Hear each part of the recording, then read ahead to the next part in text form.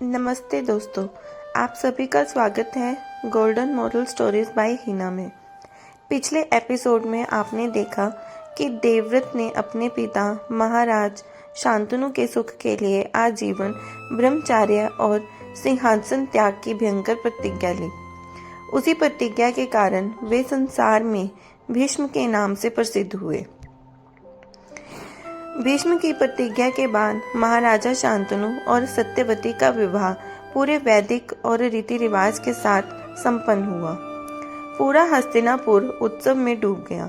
प्रजा अपने नई महारानी का स्वागत कर रही थी और भीष्म अपने पिता की प्रसन्नता देखकर संतुष्ट थे। कुछ समय बाद महारानी सत्यवती ने 2 पुत्रों को जन्म दिया।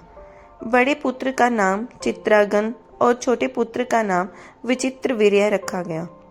पूरे राजमहल में खुशियां छा गई। महाराज शांतनु ने दोनों राजकुमारों को आशीर्वाद दिया और पूरे राज्य में उत्सव मनाया गया। समय बीतता गया, दोनों राजकुमार बड़े होने लगे।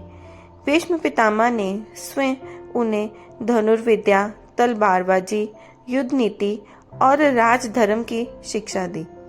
दोनों राजकुमार वीर, तेजस्वी और योग्य बने।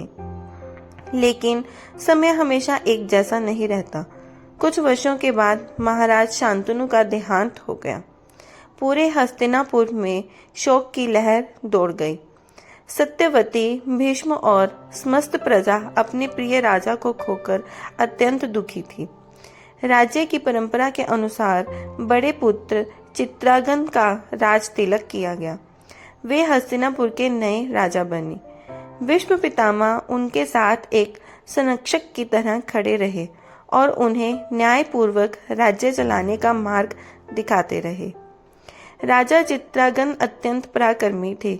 उनके पराक्रम की चर्चा दूर दूर तक फैल गई।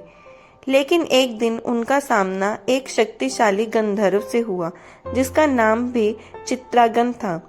दोनों महान योद्धाओं के बीच कई दिनों तक भीषण युद्ध चला। किसी ने भी हार मानने का नाम ही नहीं लिया।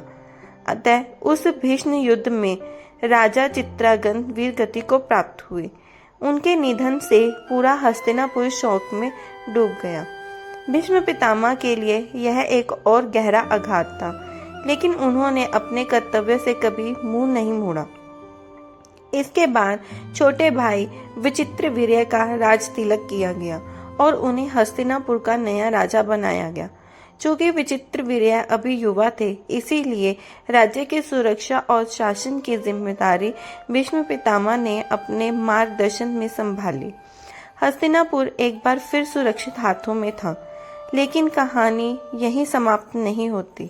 अब समय आ गया था काशी राज्य के भव्य स्वयंवर का, जहां 3 राजकुमारियों के कारण इतिहास ऐसा मोड़ लेने वाला था जिसने आगे चलकर महाभारत के महान युद्ध की नींव रखी। अगले एपिसोड में देखिए काशी का स्वयंवर। अगर आपको यह वीडियो पसंद आई हो तो हमें लाइक करें, अपने दोस्तों के साथ शेयर करें और golden moral stories bye Hina को सब्सक्राइब करना बिल्कुल ना भूलें। जय श्री कृष्ण। फिर मिलते हैं अगले एपिसोड में। धन्यवाद।